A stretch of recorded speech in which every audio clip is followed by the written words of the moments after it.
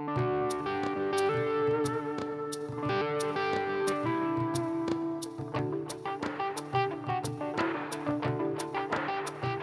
friends, welcome to Raising Lifelong Learners. I'm your host, Colleen Kessler, and this is the podcast where I encourage you to trust yourself and your differently wired kiddos as you help cultivate their curiosity, encourage them to discover the world around them, embrace who they are wired to be, all while helping them discover their passions, interests, and raise them to become the amazing adults they're meant to be. Hey, welcome back. This is episode 298. Today we are talking all about sensory challenges that relate to clothing. Oh my goodness. How many of you out there have kiddos who cannot wear socks with seams or tags in their shirts or certain fabrics or certain shapes and textures of clothing? Yeah, I've got a couple of those. So we're going to talk about it, we're going to troubleshoot, and we are going to determine what we can do to help our kids be successful and comfortable at the same time. So you're going to want to tune in, and you might even want to jot down some notes because this is going to be a big one. We do have a good freebie for this episode that is part of a 5-episode series. It's episode 3 in a 5-episode series, all about sensory challenges, and there is a home sensory diet toolkit over on the show notes for this episode and any of the others in this series. So make sure you head over to raisinglifelonglearners.com/podcast to check that out. And if you're looking for a math program, we'll talk a little bit about this later on in the episode, but I cannot recommend CTC Math enough. CTC Math has been a sponsor of this podcast for a couple of years now. We're so appreciative to them. I am a customer and very loyal. Check them out at ctcmath.com if you are looking for a great resource for your kids to learn math. Tell them I sent you and that you appreciate their support. All right, pop those earbuds in, go for a walk, chill out with some hidden Halloween candy inside your closet away from the kids, and let's get on with today's episode.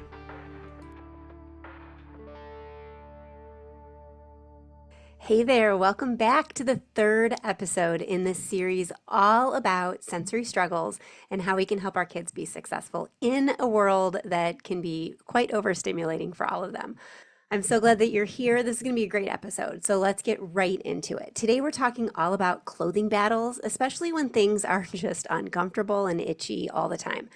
And we're going to tackle and come up with some tactile strategies that can help our kids be successful wherever they need to be. And sometimes we can use some of these strategies ourselves. So I want to talk about that too. This is for those of you who sometimes feel like helping your kiddo get dressed is like wrestling a porcupine, maybe in a sticker factory. Everything is going wrong, right? Everything's prickly, everything's sticky, everything's uncomfortable. You're not failing. Your kiddo's nervous system is sending real signals to them. They are struggling. Today, we're going to build a comfort first wardrobe. We're going to talk about what that means. We're going to talk about how to help our kids. We're also going to talk about how to help our kids break through that so that they're not always in tactile struggle or sensitivity and can use their comfort first wardrobe on a daily basis and know that they're going to feel comfortable in their clothing, but also push it a little bit so they can see if they can desensitize themselves to some of those other things with which they struggle. I'm going to give you some scripts that can help you create your own ongoing scripts and know what to say in the moment. I'll give you some examples that hopefully you can build on, and a plan for dress codes where we go to places that might need nicer clothes or specific types of clothes so that it doesn't all end up having you and your kiddos melt down into a puddle of tears. All right, so let's get on with this episode. We're going to talk about all of those different things, and I want you to remember this is general info from a parent and an educator who has worked with families, including their own, including my own, who have struggled with these sensory struggles. And I'll be talking about things that have worked for me and have worked for other families with whom I've worked. But this doesn't replace getting medical or therapeutic help when you need it. So I highly encourage you to try some of these strategies. And if they're not working, talk to your child's pediatrician, talk to an occupational therapist. One of my favorite occupational therapists is Sarah Collins. She has a podcast called The OT is In. She also runs a Ask Me Anything Q&A coaching session in the Learners Lab every single month. As of the release of this episode, the Learners Lab is closed for several weeks to a couple of months to really focus on the members that we currently have and to get ready for an exciting 2026. But you can go over to the Learners Lab page on my website, raisinglifelonglearners.com, and you can join the wait list so you're notified first when we open up. The Learners Lab is a place for families who are homeschooling neurodivergent kids and want some support and resources to help those kiddos out. It's full of resources for you as a parent, including that group coaching session with Sarah Collins every single month, a group coaching session with me where you can ask me anything each month, master classes that you can watch and complete on demand for you and your own parenting. But really the most exciting part of the Learners Lab is that there are so many opportunities for the kids to see themselves as valuable and interesting and exactly who they're meant to be. We have a theme every month that focuses on a social and emotional need. This month, as I'm recording this, is all about flexible thinking, and we'll talk about how that helps them academically, socially, cognitively, mentally, and in their future.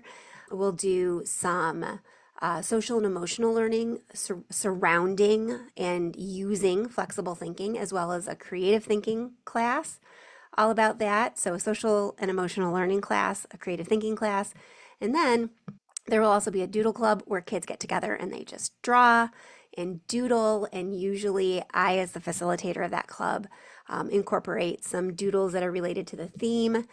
We have a Lego club for kids of all ages to join. We have a meetup each month, at least one, usually two, for tweens and another one for teens, where they can just get together and chat and play games with an amazing facilitator, and other things coming in 2026. So it's a great place to be, lots of fun activities for kids to connect and enjoy their own unique brains.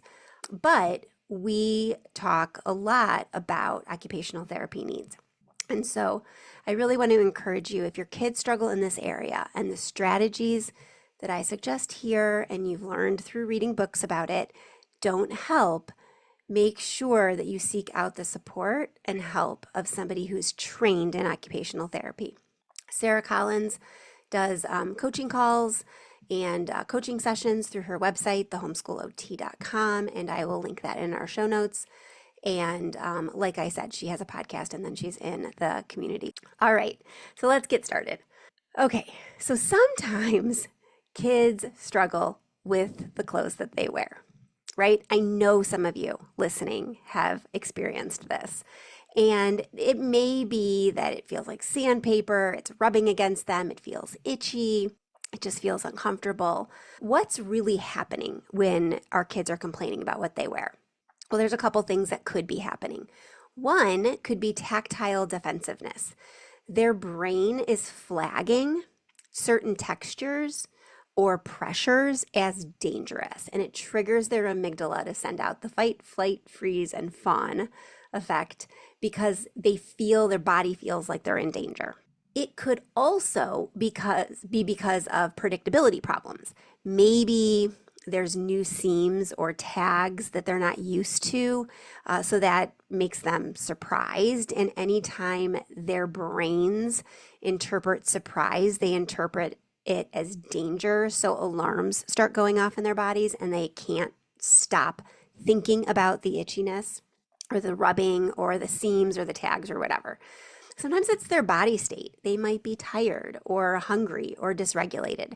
Whenever any of those situations are occurring, they're more likely to be dysregulated. And so it doesn't even matter if it's something that they usually love. They might not be able to handle it at that moment. It can also be because of control and anxiety. This is one of those areas, though, that parents really struggle with. I know I have in the past, because it's partially a choice on our kids' part, when they are struggling with certain clothes or refusing to wear certain clothes because of anxiety or the lack of control, we get frustrated. But here's the thing, the control and the anxiety issue is really because clothing tends to be one of those first boundaries that kids can enforce on their own. It's a place where they feel like they can have a little bit more autonomy because nobody else, you can't force a kiddo as they grow into clothes because they're going to fight you. And so it's a place where they can exert their independence. And so sometimes we need to step back and try to figure out what's going on. Try to say this aloud to yourself sometimes. My child isn't being dramatic. Their brain is louder than that tag, and we need to lower the demand a little bit to increase the predictability and let comfort lead. Our kids aren't necessarily trying to be difficult with us. They just can't articulate what something is making them feel, but it is making them feel something, and their bodies and brains are interpreting that as danger. And so we need to get to the bottom of it, and we need to lead with comfort. We need to lower the demand and let them feel comfortable, because if they feel comfortable, they're going to be more successful. Some of the things that we can say to ourselves and to our kids as they're starting to exert this control include things like, okay, comfort beats perfect. So let's make sure you're comfortable before we leave the house, and getting as close to what is appropriate for that situation as possible. We dress the nervous system first, and then the outfit comes second. So especially when my kids were younger, we really focused on what they wore. I remember my oldest, when he made his first communion at our church, there was no way this kid was going to be able to wear a suit. It was pretty iffy if he was even going to be able to wear a tie. So we went shopping together. We tried on a bunch of things, and ultimately we found a tie that fit comfortably. We were able to keep it a little bit looser. He wanted a color instead of just black and white, so he got a colored dress shirt, and he got a pair of joggers that were a little bit more constructed, so they looked more like pants, but felt to him like sweats, so that he could wear those comfortably. And he wore them really successfully. We also got him a brand new pair of all black tennis shoes. So at a distance, they looked like dress shoes, and he didn't wear them till that day, and he was fine. It wasn't worth the struggle to get him, and the discomfort and the frustration to have him wear a suit just because other kids were wearing suits. He was perfectly dressed up. He was perfectly dressed fine, and nobody could tell that the pants that he was wearing were soft like sweatpants. So the nervous system needs to be regulated, and then the outfit needs to be built around what fits most of the common ground between the appropriateness of the venue and the need for that nervous system. Okay, let's talk about something practical we can do to kind of get started here. One of the things that I'm going to suggest you do this week, set aside about 10 to 15 minutes this week, grab a basket or a bin or a box or something, and a sticky notepad with a pen, and do a 10 to 20 minute clothing audit with your kiddos. Take all of their clothes out of their drawers and closets and whatever, and go through everything piece by piece. Have your child determine individually, one piece at a time, whether it's a keep, a maybe, or a no way, and create piles of that. Okay? Fold your keeps into a bin. Those are your like green light. If we're talking about like a stoplight, green, yellow, and red, those are your green light clothes. Those are always comfortable. So put the keeps, the absolutely yeses, in the clothes basket and put those aside. Put your maybes in another pile, and your no ways in a pile. If it's easier for your kiddo, let them decide by feel with their eyes closed, or like they don't have to try everything on, but they can like rub it, feel it. If they want to try it on, they can. And then honor their keep, maybe, and no ways. because this is about their comfort. Those items of clothing that are not straight out keeps, label with a sticky note why they're a maybe or a no way. So is it a preferred fabric? Is it an itchy inseam? Is the waistband too tight? Is the fit too loose? Is the fit too tight? What is it that makes that a maybe sometimes or a no way? And then when you're all done, send your kiddo off to play, to watch a video, play a video game, something, and then you take some time to kind of map out, either in your journal or on a piece of paper, your kids' tolerances. So what is their preferred fabric? Is it cotton? Is it bamboo? Is it some kind of synthetic? What fit do they really like? Do they prefer loose fitting clothing? Do they prefer snug clothing? How about seams? Do they not care about seams? Do they need things to be flat? Do they need to wear their things inside out? And then pressure. Is a light compression good for them or no compression? I have one kiddo who loves corset tops.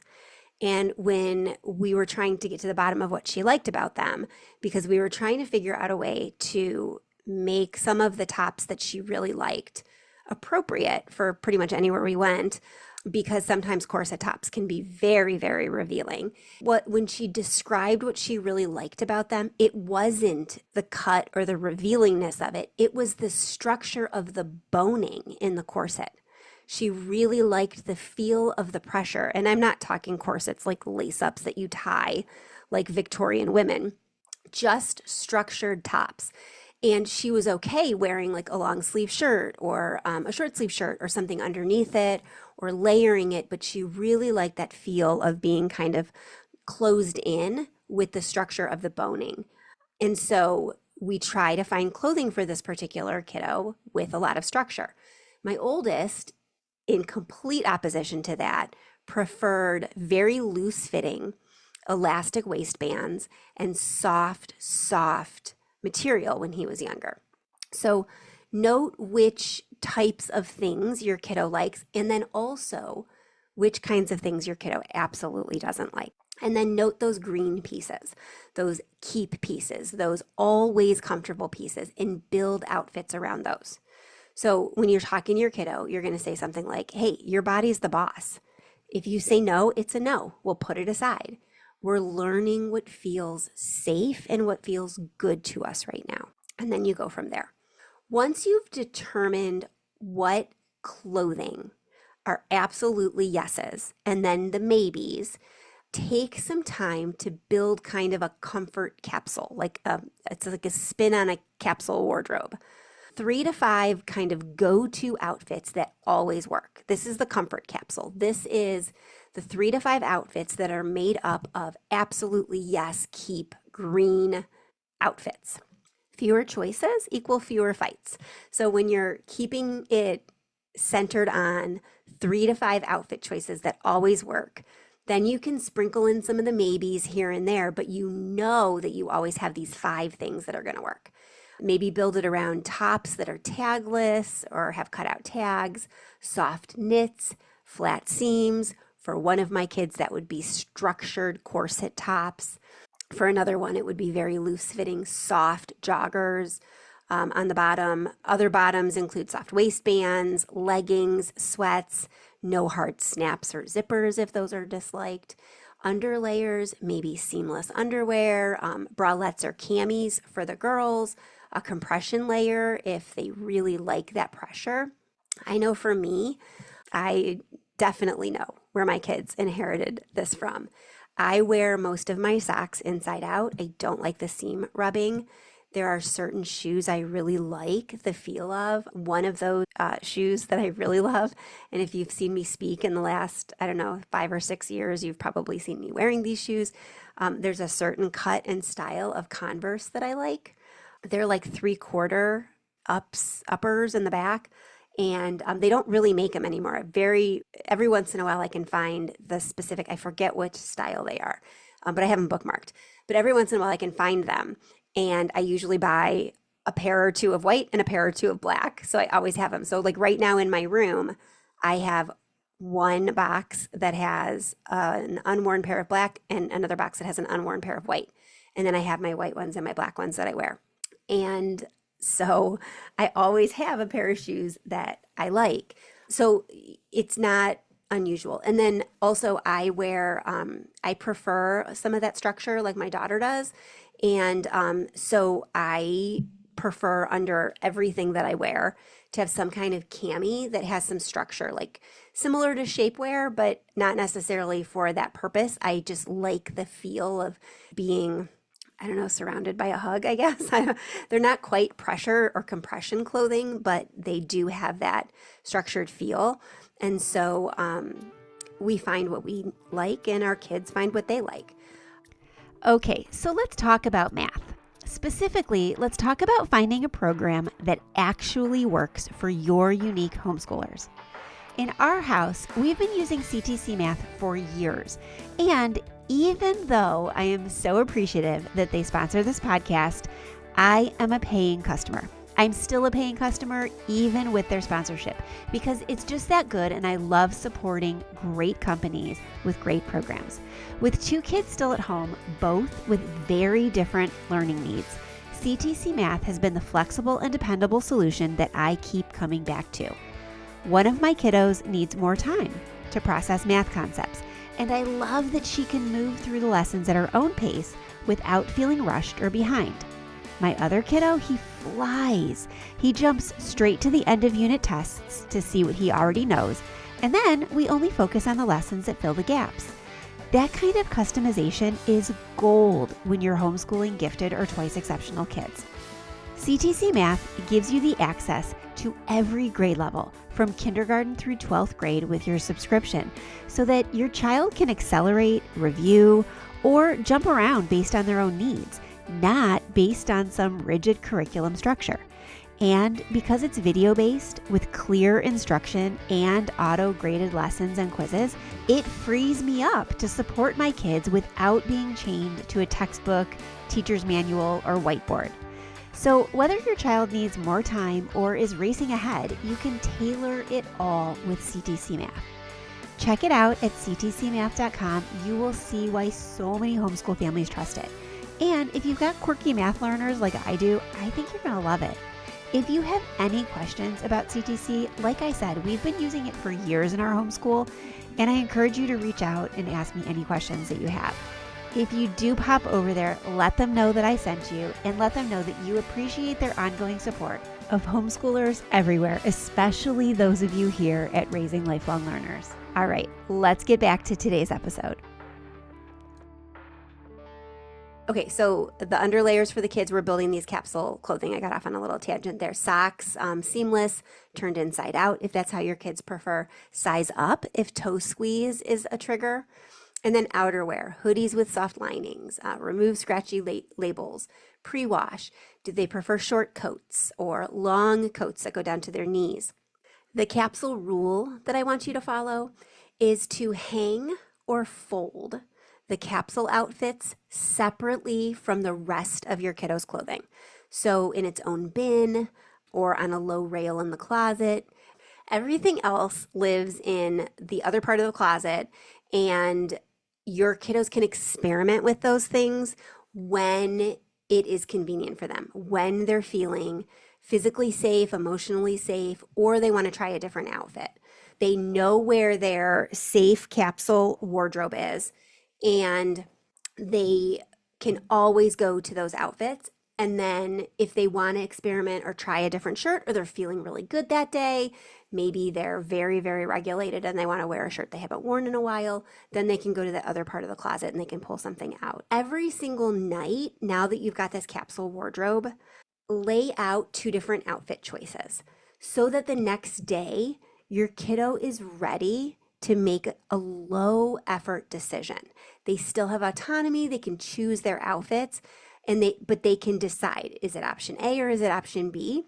Put the comfiest outfit as option A, and then maybe option B can be some of the comfy clothes with like maybe a graphic tee mixed in, or a sweater that they haven't worn very often. And then you just say to them, hey, pick A or B, which both are comfy, whichever you're feeling today. If that's a no shirt today, then we park it and we try again next week. No big deal. Reminding them that comfort comes first, their body comes first. All right, so let's talk about that morning stuff. What's going to happen in the morning? If our kids are clothing adverse or they struggle with different sensory issues related to clothes, how can we make mornings and getting dressed and getting out the door when we need to easier and more smooth when we need to be somewhere?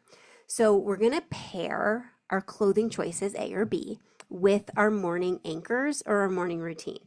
Now, if you go back several episodes to the series that I did on executive function skills, and you look at the executive function quick start guide that was a free download for those episodes, then if you've already done it, you've already built a morning routine. And if you haven't, then you can go back and that will help you kind of build morning anchors in a morning routine. But we're going to make sure that we use that. We're also going to use the home sensory diet checklist that you can download for this set of episodes over on the show notes for this and all the other episodes in the series, because we want to make sure that our kids are regulated before we're getting started. So we want to do 2 to 3 minutes of heavy work like wall pushes or chair pushbacks or something to calm the tactile defensiveness and get them in a nice regulated green spot so that they can make good clothing decisions and figure out what's going to be a good fit for them today. Then, once they've decided that they're ready to get dressed and what they want to wear, we want to help our kids plan the order in which they get dressed. So we want them to dress in the same order every single day. Underwear, bottoms, tops, socks, whatever the order is. Obviously, undergarments need to come first, right? Some kids like to then put on their socks and then put on their bottoms. Some like to dress from the top down. Let your kids pick the order that makes sense for them and use that every single day. If your kids need the structure of a visual schedule or a visual reminder, then create a photo chart that has like undergarments and then tops and then bottoms and then socks and then shoes and then outer layers so that they can go check by check by check by check and get themselves dressed in that way. You can use micro prompts and visual supports as well. You can also use novelty and positive reinforcement. So you could say, hey, first get your under layers on and pull your top on, and then you can pick a song from the playlist and we'll get started with some music. Okay, now put your socks on. Do you want them inside out today or right side in? Are you okay with the seams? And then let me know, what's your body feeling today? Are you in the green? Are you in the yellow? Are you in the red? Do you need some pressure? Do you need a hoodie? Do you need a hug? Or do you need less pressure? Do you need a looser top? Should we switch that one out? We want to make sure we're co-regulating with them and helping them to regulate themselves. So we can say, hey, we can pause anytime. We want to make sure comfort is first. So make sure you're in your green body before we get started. And then you can also say things like, hey, why don't we try the soft hoodie? If it's feeling like you're in the red zone or feeling like a no way today, then we can swap it out. So give them choices, give them autonomy, but then also work with the same structure every single day. And then remember, you always have that fallback capsule wardrobe to pull from. All right, let's talk about a few things that you can do proactively as a parent through laundry or softening kind of hacks that you can do if the clothes are feeling pretty scratchy. If you bring something new into the house, like you're pretty confident that it's going to be something that's going to be good for them because it's the right kind of material or whatever, try to pre-wash it at least twice. You can also pre-wash your clothing with white vinegar. It will soften it and break some of it down so it feels more like well-worn. Skip strong fragrances in your detergents if that gets a trigger for your kiddo. You can also eliminate some of the chemicals that you use in your laundry by using dryer balls for a softener instead of dryer sheets so you don't have the residue. Use a low heat instead of a high heat when you're using the dryer. You can also preemptively remove tags from clothing. A good suggestion is to use a seam ripper, so go to a fabric store or a hobby store and get a seam ripper from the sewing aisle and remove the tags by ripping the seams in that way so you don't accidentally put a hole in the clothing or leave some residue or whatever. And you make sure that you get all of the stuff out for your kids. You can snip the edges of the tags too, if that's a trigger for them. As I'm recording this, I'm wearing, if you see any of the clips of the videos from this episode, I'm wearing a very, very oversized sweatshirt that I got at Cedar Point a couple years ago. And it's very oversized, but the collar was very tight. It was a crew neck that was uncomfortable and disproportionately tight, in my opinion, and how I felt compared to the actual boxiness of the sweatshirt. So I cut out, I cut out the collar of it. So it's like kind of leaning on one shoulder, but also my sleeves are rolled back because it is very oversized. So the cuffs always fall over my fingers, and I don't like the feeling of that. But also, it's so big and boxy that my sleeves don't stay up if I just push them. So in order to wear this and be comfortable in it, I needed to cut out the collar and I need to roll up my sleeves. So we find our way, right? Waistbands, if the encased elastic is bothering them, you can, if you're adventurous, you can channel stitch to stop the rolling of the elastic bands, or you can swap it out for a drawstring, whatever you need to do to be creative and to help your kids out. If your kids like graphic or decaled t-shirts, but they don't like the feel of the inside of those shirts, you can take a soft undershirt, like a t-shirt or a tank top, and have them wear that under the graphic t-shirt, or they can retire that shirt from their wearing and they can display it perhaps. I know one of my kids has a shirt from a show that they were in, and you'll automatically think Molly, but this is not Molly because I talk about Molly in her theater all the time. It's one of my other kids. All of my kids have been in shows over the years. And this particular kid is very bothered by the way this particular shirt was manufactured. And so it's just been on display or folded in a drawer and has really never been worn. We want the shirt. We're not going to get rid of the shirt, but it's not one that's typically worn. Shoes, figure out what kind of shoes your kids really feel comfortable in. Are they like wide toe box shoes, soft uppers? Test with the socks that they're going to wear with it, and then replace the insoles with cushioned ones if that will help your kids. So these are all like things you can do. And then you can also have an emergency kit. Keep a tiny bag with like moleskin squares, blister bandages, mini scissors, seam ripper, spare soft socks, hair ties to fix waistbands, and keep that either in your car or in your bag. So if there's ever anything that's kind of bothering your kids, you can swap it out or fix it. I'd also suggest, if you have the capability in the room, to have an extra set of emergency clothes in your car at all times. We had emergency clothes for all of our family members, including the adults, in the car for, so many years, because you never knew what was going to happen. Clothes could get dirty, somebody could get sick, or somebody could just be uncomfortable and need to change. So be okay with that and have that in your car so you can use it. All right. So what about those dressy events, like the First Communion I talked about earlier? Maybe you've got co-ops to go to that you can't just wear like your rattiest clothes, or you've got a dressy event to get to, or you have somewhere that you have to go to and you have to wear uniforms. Our strategy for those kinds of situations is it looks dressy and appropriate, but it feels comfortable. So some of the things that we can do fabric swaps. So we can do knit blazers or soft cardigans instead of structured synthetic blazers or heavy wool blazers. Put them over t-shirts instead of button-up shirts, or layer a tee or a soft cotton tank underneath. We can do knit pants or leggings under a swing dress, joggers in neutral colors, so from a distance they look like dressier pants. If our kiddos need to wear a uniform to something specific, we can make sure that they have a soft base layer underneath their polos or their button-up shirts, or even their dresses if they need a dress. I remember my daughter was in a show choir for 1 or 2 years when she was really young, and the dress that they wore for the holiday shows, they did some holiday shows from November to the end of December and had multiple It was an independent show choir, so they didn't compete, but they did shows at different places.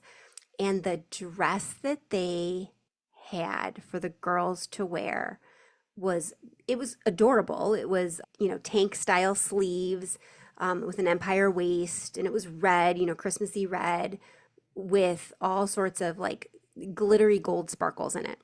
That dress was the itchiest dress ever. And this was my kid who has really no sensory challenges.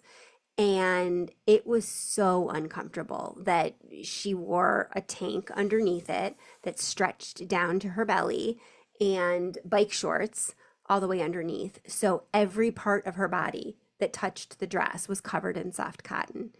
It was just so uncomfortable. So she needed to wear the dress.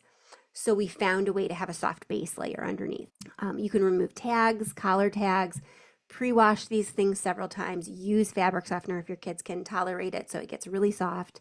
And then let's have a sensory code word. We've talked about this before in the last episode with the sound issues. Have some kind of code word or a phrase that is an exit strategy that says, I am really uncomfortable right now and I need to go swap out layers. So if your child needs to get out of a shirt that's really bothering them, they're very squirmy, they can tell you this code word, you will exit quietly together and you'll take your emergency clothes and let him swap it out or her swap it out. Some of the things that you can say to other adults in situations where maybe you've swapped joggers and a loose tie that's not like all, tightened up to their neck in order to accommodate the dress code, but still have your kiddo be comfortable. You could say something like, hey, my kiddo has sensory processing differences and we've matched the dress code with sensory safe alternatives. Thanks so much for helping us keep clothing a non-issue so she can participate without any problems. Just be very positive and advocate for your kid while really killing them with kindness is what I always say. Be really, really appreciative, even if they haven't expressed to you that they're okay with your swaps. You're going to preemptively thank them for being okay with your swaps so that you can be proactive and they'll have really very little choice other than to say, oh yeah, no problem, of course.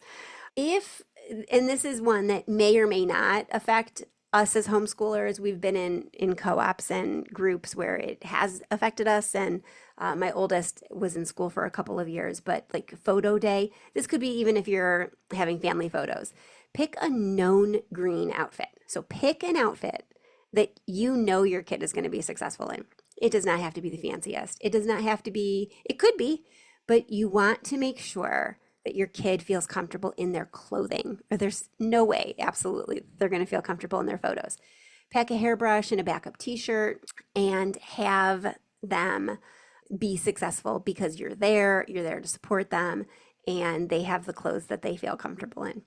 If your kiddo leans towards defiance or opposition, or maybe has a PDA profile, you can offer some low demand language in this type of situation. You can wear comfy black joggers or navy blue joggers, something that looks like dress pants and is the right color for dress pants, but still feels super comfortable to you. Either of those choices count. So give them low demand language with a low demand choice so that they can be successful while still being appropriately dressed. So besides that, what are some of the other like profiles or challenges some of our kids might have so that we can kind of offset some of those challenges ahead of time? So for our kiddos who are novelty seeking, like maybe our kiddos who have ADHD, we can keep a capsule stable but rotate one fun piece weekly. So we have their capsule wardrobe that's, pretty stationary. These are the 5, outfits he feels really comfortable with. And then once a week, throw something else in there to change it up a little bit. Maybe add choice through a new color or a new graphic. Try something different, but try not to have too much texture differences. So you're still keeping it novel, but still keeping it stable. For our kiddos who are very rigid in their thinking, like maybe our kiddos who are autistic or have other struggles with flexibility and thinking, you can buy multiples of the same of their favorites. So if they really feel comfortable in a certain type of pants, buy 3 of them. Buy them in every color. So I have a sweater that I really, really liked. I'm saying liked like it's in past tense. I found it at a TJ Maxx. It's Lucky brand, like Lucky Jeans. It's a knit, not even a super soft knit, but a cotton, like a heavy cotton crochet type sweater with a V-neck, oversized. And it's like cream colored. I love this sweatshirt or sweater and wore it all the time and was desperate to find more of them. I found the exact sweater in white and like bought it immediately. And then about 6 months after I found the white one, I found another Lucky brand sweater that was the same cut and the same style, but it was like a chenille kind of fabric instead. And I bought that one too. If you see me in real life, I bet if it is fall or winter, there is a very good chance that you will see me in very wide leg boxy jeans, and they have stretchy waist, so I wear them all the time. I have 2 pair of those and one of these sweaters because I have 3 sweaters and 2 pairs of jeans, and I pretty much rotate that outfit at least 3 times a week with the sweater differences. So whatever they really like and really feel comfortable and confident in, buy multiples of those. And then use real photo labels on drawers. Build a uniform type thing that they help design. So something that they like to wear and feel comfortable in. Hey, so many successful people in this world wear the same shirt. You've all heard the story, I'm sure, of Steve Jobs, who wore the same clothing. He had multiples of the same shirt and pants, wore the same thing all the time. So we don't have to change things up. If it's comfortable and it works, go for it. Get multiples of that same thing. Okay, for your kiddos who struggle with anxiety, maybe let them dress in quiet spaces. Dim the light, have fewer noises, pair with some box breathing if they're very stressed about their clothing and the sensory issues that go with those. Maybe preview their outfits the night before to deal with the uncertainty. Make sure you're really giving them some sensory input, so some heavy work before getting dressed so that they can really get their bodies in a regulated state.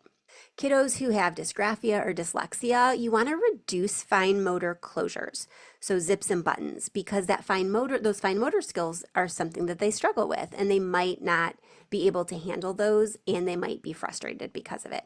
Also, give them time to practice those zippers and those snaps and those buttons separately during play, even as they get older. We don't always do this with our older kids. We do this a lot with our toddlers and preschoolers. Add zipper pulls to things so they start to get used to using them, but make sure that, especially on the days that you're in a rush, that you have easy things for them to wear to get dressed with.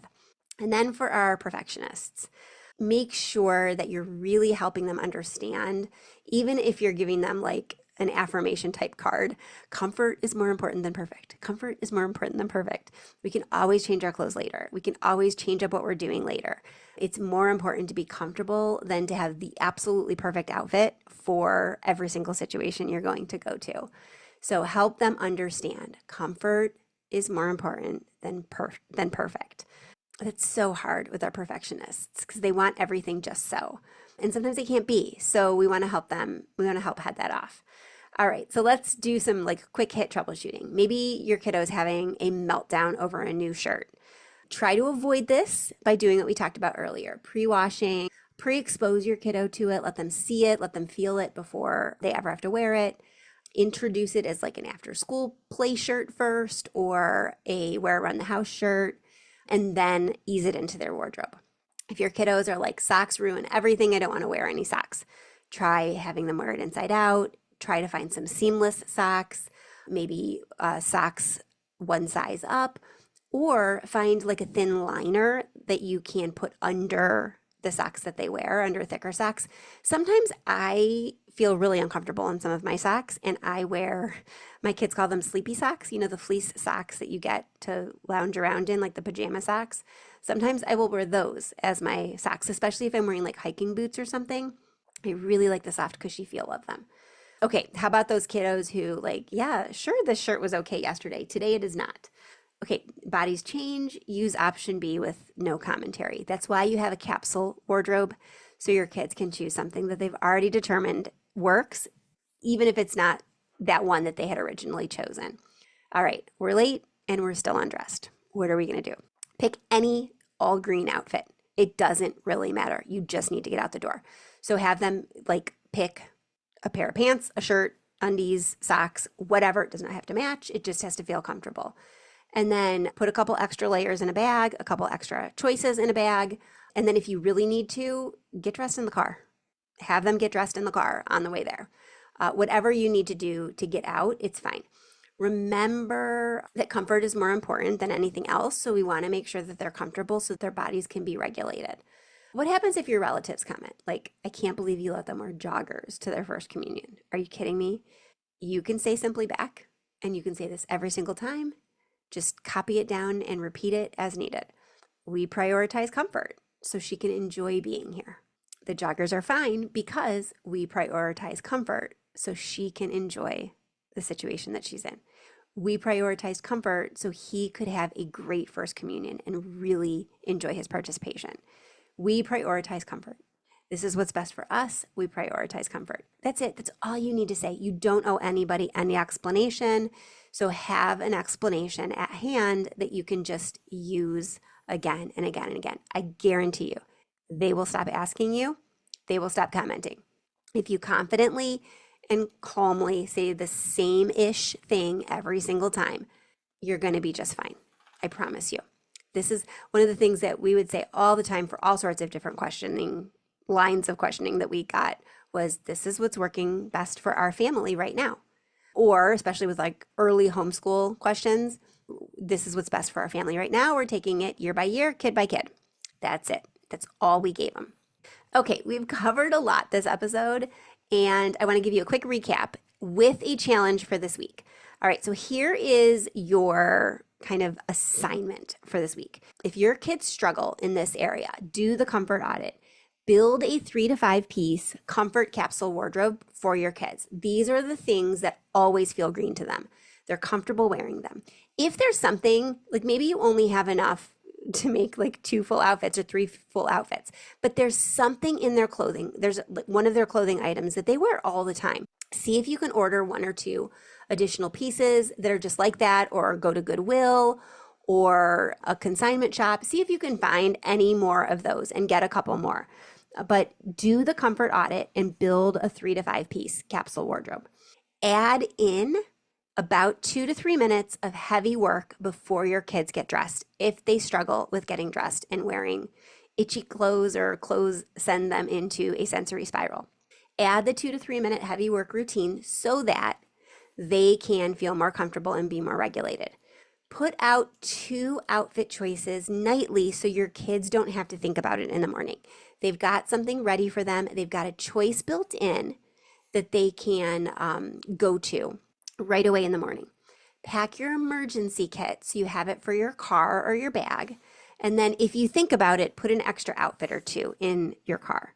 And then keep a tiny green wins note on your fridge. Every single morning that you avoid a fight, or your kiddo just gets dressed without any problems, add a star or a smiley face or something like that, and then celebrate at the end of the week with like cookies and milk or something fun for you and your kids. Watch a show, play a game that they love, whatever it is, do something to celebrate. And I mean celebrate no matter how many wins you had. If you have 1 star on that sticky note at the end of the week, celebrate that one day.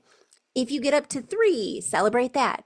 Oh, you only had 2 the next week? No problem. We had 2 great days. Let's celebrate those 2 great days. Make sure it's always about noticing the wins.